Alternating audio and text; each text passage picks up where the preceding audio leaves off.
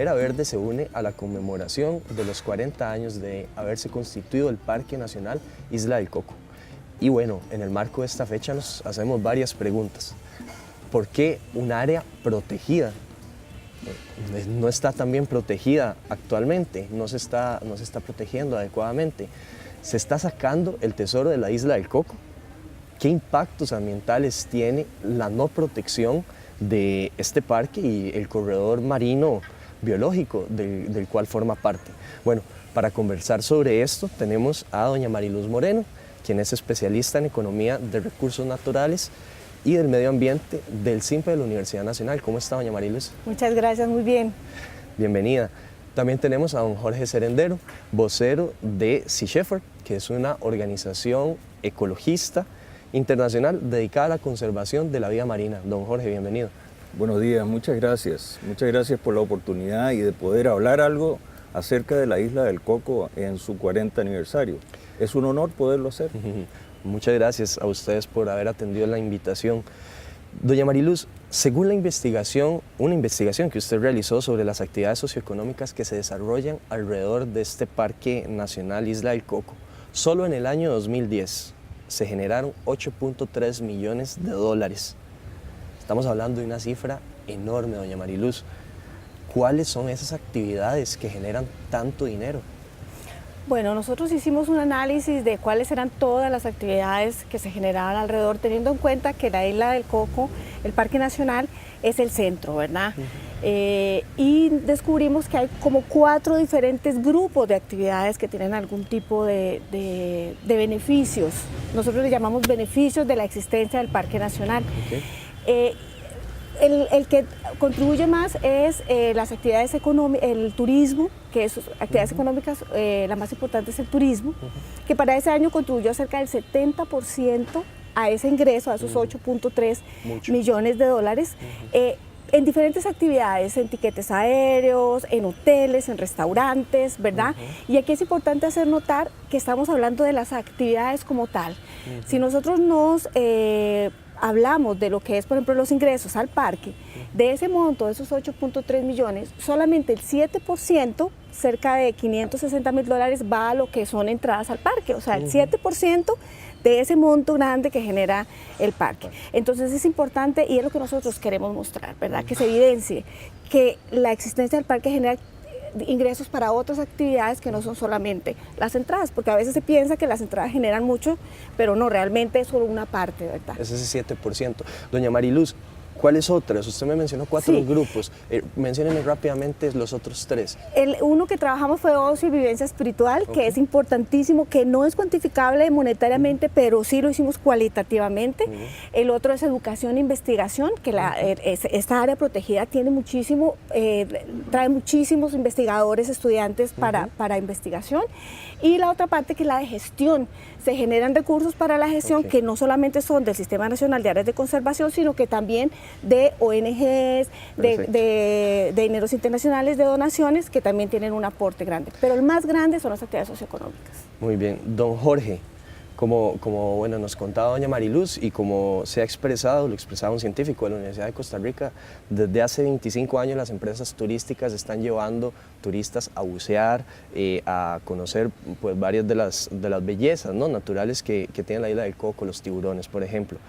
¿Quiénes gestionan esos tours y quiénes se están beneficiando de ello?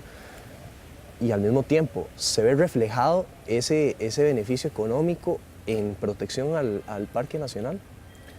Bueno, ¿quiénes lo gestionan? Bueno, son las empresas turísticas, pero yo diría de que en cierta forma sí se beneficia porque se conoce, pero no se beneficia directamente como debería beneficiarse. Yo siempre he pensado de que es una especie de club de amigos, los que pueden ir, los que pueden conocer, pero no es para todo mundo. Y no se beneficia el parque de la forma a como debería beneficiarse para mayor investigación, para poder tener más conocimiento y saber qué es lo que origina realmente la riqueza alrededor de la Isla del Coco, ¿verdad? Porque la Isla del Coco, su biodiversidad propiamente tal, tampoco es así como la gran maravilla, como uno lo ve o lo siente. En realidad, la Isla del Coco es un referente, ¿verdad? Es un referente de lo que es esa riqueza que existe en el mar. Y esa riqueza que existe en el mar la provoca un fenómeno natural que tenemos único aquí en Costa Rica, ¿verdad? Que se llama el domo térmico de Costa Rica. El domo térmico de Costa Rica es único, es algo maravilloso. Existen otros 5 domos térmicos, pero que no son ni parecidos al de Costa Rica, puesto que el de Costa Rica es permanente. Okay. Entiendo. Doña Mariluz, ¿es proporcional la riqueza que se produce a partir de estas actividades económicas de las que estábamos hablando con la protección del área protegida? Es decir, ¿la estamos protegiendo como se debe? De los trabajos que nosotros hemos hecho en terreno, digamos, en campo, siempre uno ve, y eso se lo dicen a uno también, hay necesidades, por ejemplo, de mayor cantidad de apoyo para poder hacer la vigilancia, de recursos para poder servir mejor a los turistas, porque hay una cosa que nosotros tenemos claro, y es que las personas que trabajan en el parque, contratados por el Sistema Nacional de Áreas de Conservación, debe ser para el parque. No se le debería colocar otro montón de labores para los que ellos no deberían estar. Entonces ahí uno piensa que debería haber más recursos que permita gestionar de mejor manera, que se pueda hacer todas, y eso es algo que yo he colocado y lo he colocado en varios artículos. Me parece que se debería tener mayor cantidad de gente que pueda trabajar con ellos, o por lo menos apoyarlos en las labores que ya realizan. Es importante también mencionar que a pesar de eso, cuando uno va al parque, yo hice todas las caminatas y todo, la atención que se le da es muy buena, ¿verdad? Entonces también ellos hacen lo mejor que pueden con lo que tienen. Entiendo. Bueno, vamos a seguir conversando sobre este tema en conmemoración de los 40 años de haberse constituido el Parque Nacional Isla del Coco. Ya casi volvemos con más de Era Verde.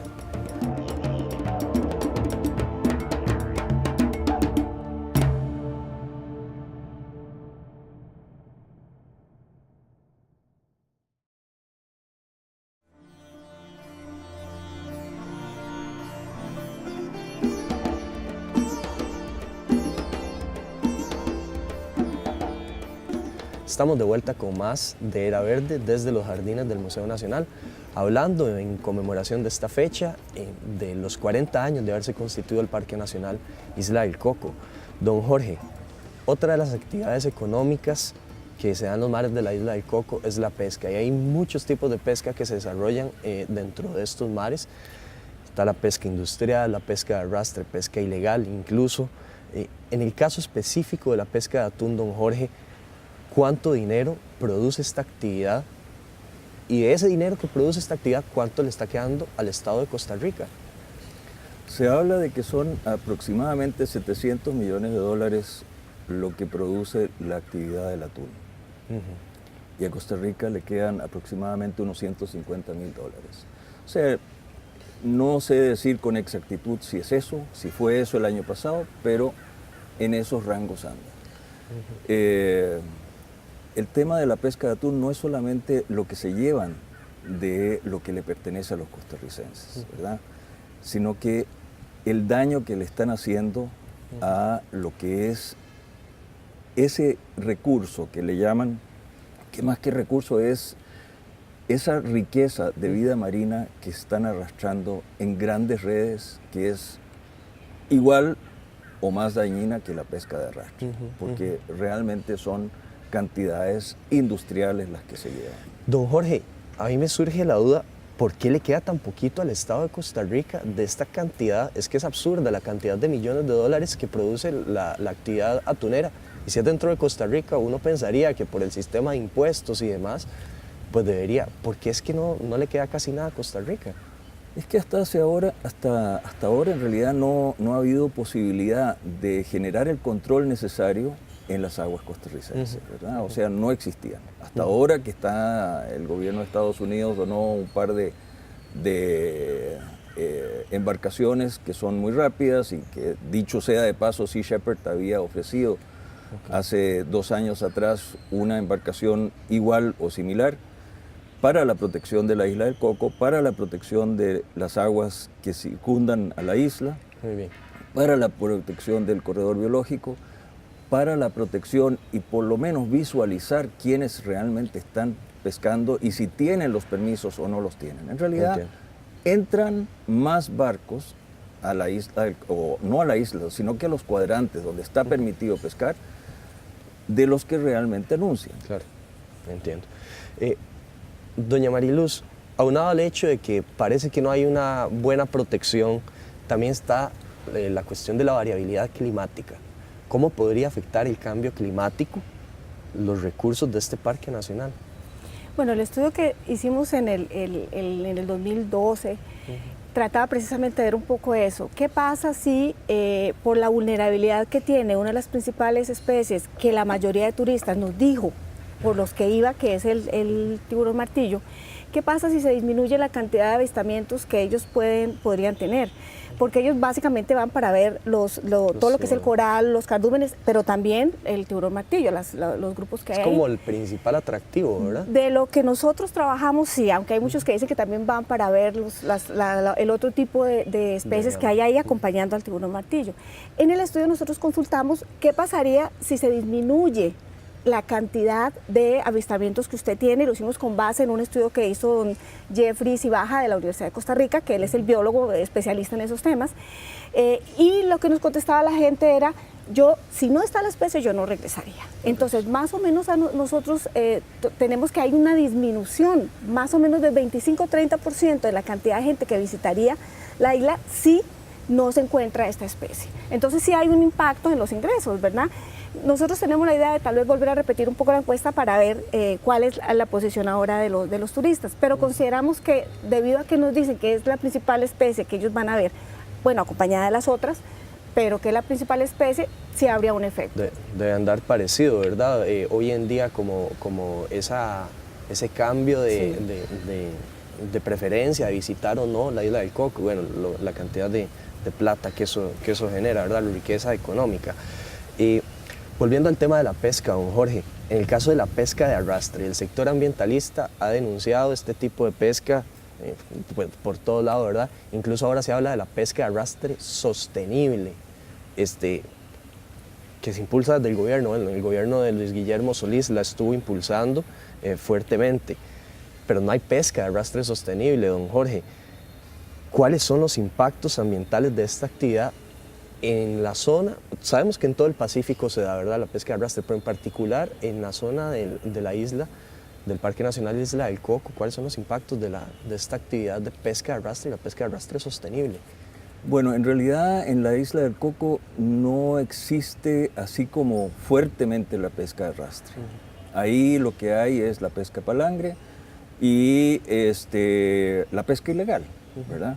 O sea, la pesca de arrastre es más cerca de las costas, ¿verdad? Las naves no están hechas para tener mallas de profundidad como para poder llegar a las profundidades del mar en la zona de la Isla del Coco. Pero sí, el tema de la pesca ilegal afecta enormemente. ¿A qué se refiere usted con pesca ilegal, don Jorge? Que existe una zona de exclusión donde no se puede pescar.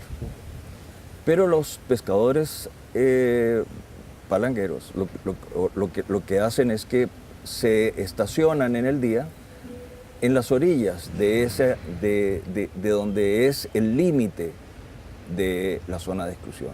En las noches ellos entran, meten las redes y pescan.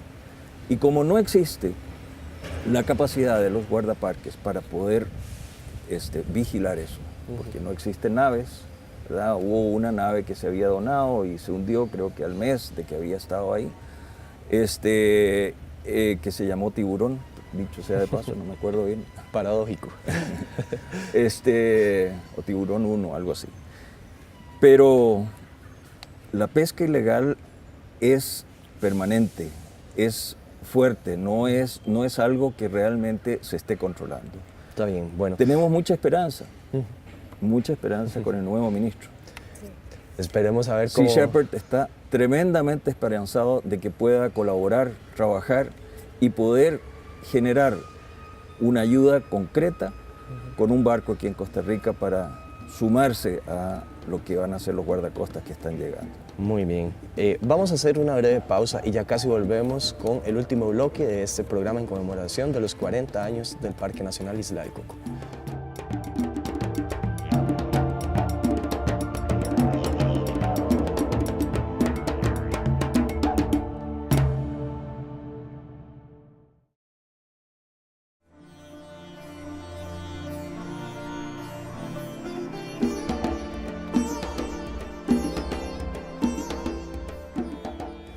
Volvemos con el último bloque de este programa en conmemoración de los 40 años de haberse constituido el Parque Nacional Isla del Coco.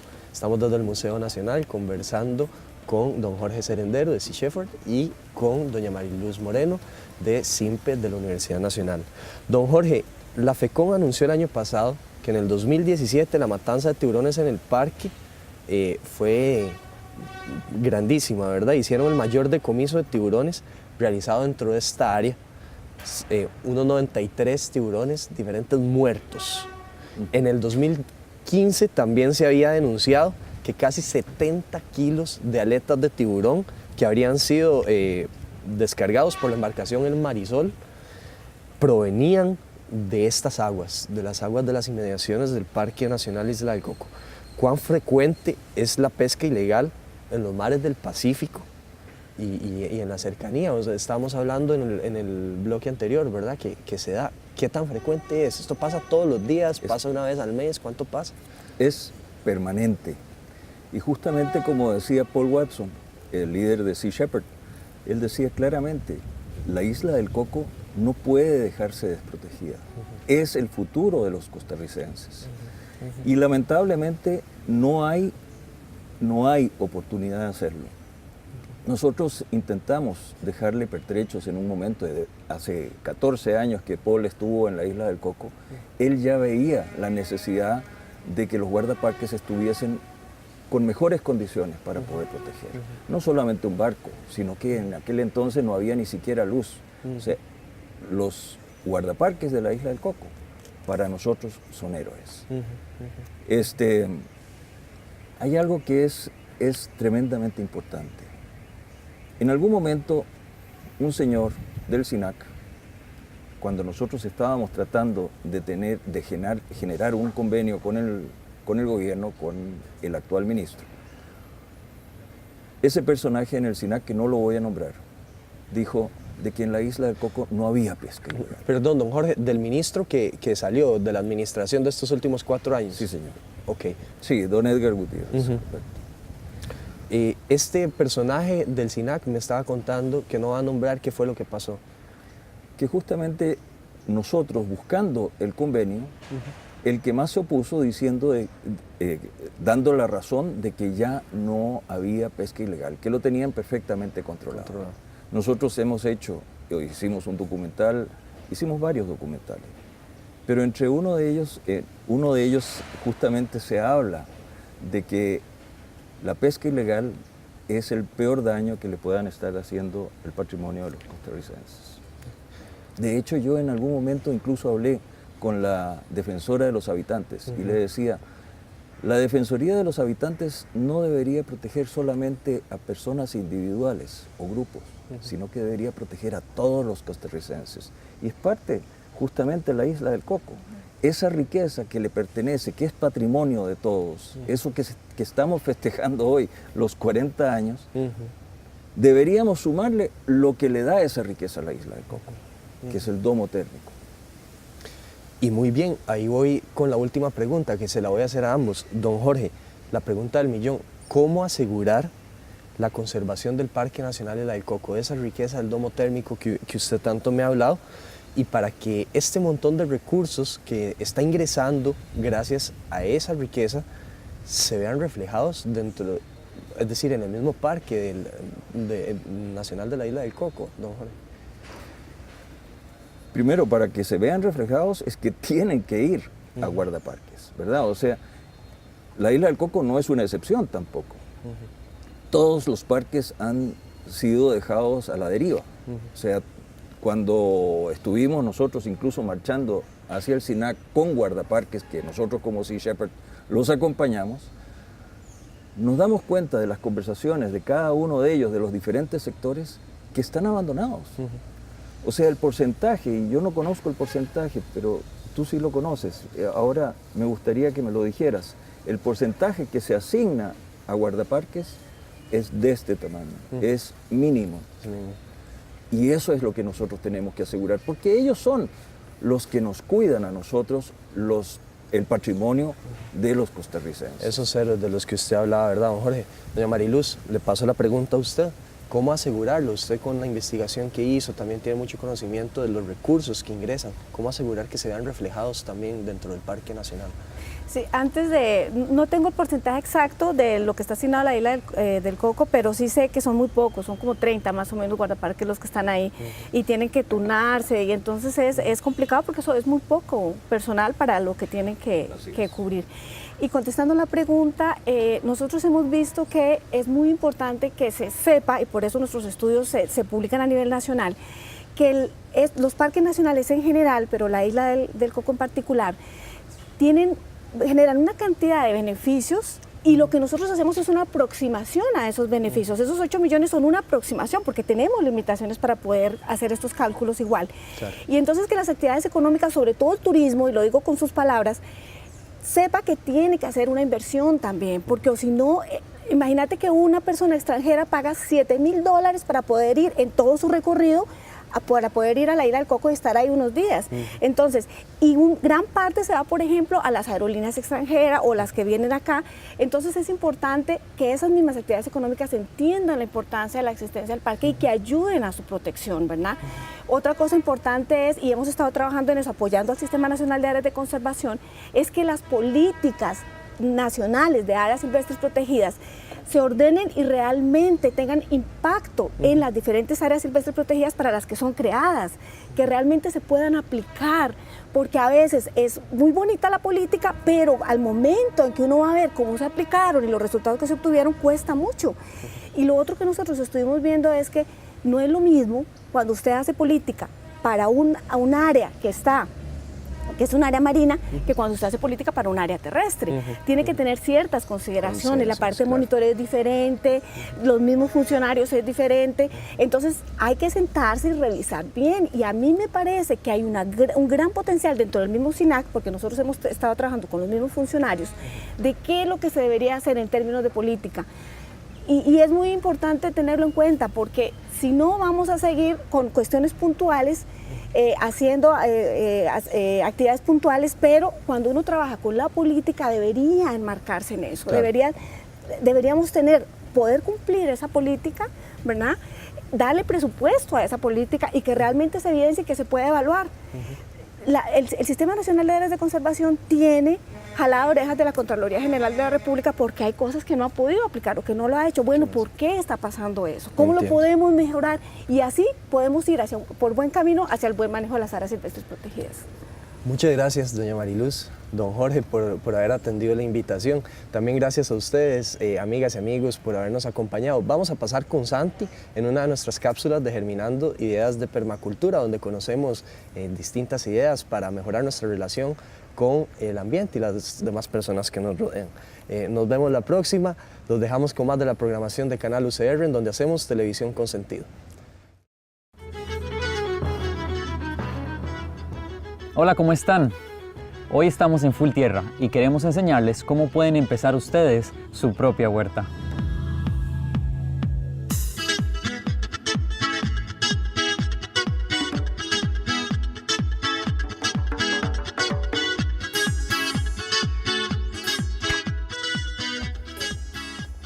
Lo primero que debemos tener en cuenta es el objetivo de la huerta. Estamos haciendo una huerta educativa, una huerta más para pasar el rato o una huerta productiva. Eso va a definir cómo utilizamos las áreas, cómo distribuimos las plantas y cuánta cantidad sembramos. El segundo paso es tener claros las energías que vamos a poder dedicar a este huerto, sea en personas, en tiempo e incluso el área que tenemos disponible. No es lo mismo mantener 7 metros con una persona que mantener 7 metros con 10 personas. Una de las cosas que he visto por la cual las huertas tal vez no tienen los mejores resultados o son tan eficientes es el análisis de sectores y zonas. Los sectores son los factores externos que influyen en nuestro sistema. Y las zonas son las diferentes áreas que requieren cierto nivel de visita, intensidad, de energía para ser mantenidas.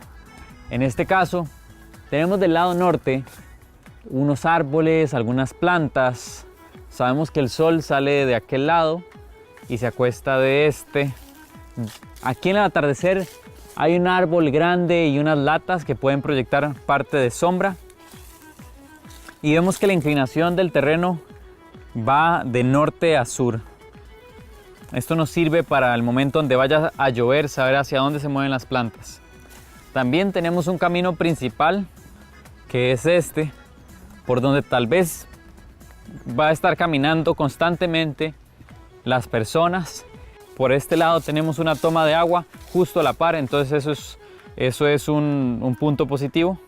Teniendo esos tres puntos claros, vamos a pasar a elegir las plantas y algunos otros elementos.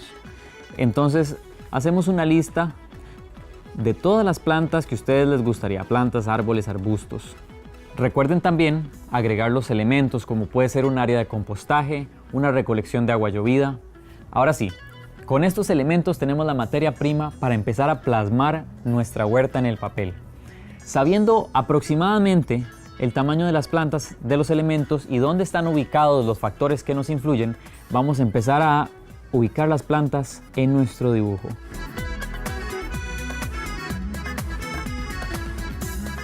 Bueno, ya hemos terminado el dibujo, ya hemos ubicado los elementos y entendido el contexto en el que estamos. Ahora les recomiendo hacer una bitácora donde pueden poner información de cuándo sembraron una planta, cuánto dura en cosechar, con qué planta se lleva bien y además nos sirve para ir rotando los tipos de plantas en la huerta, tener más orden y además ver los resultados a largo plazo. Entonces, tenemos 6 puntos.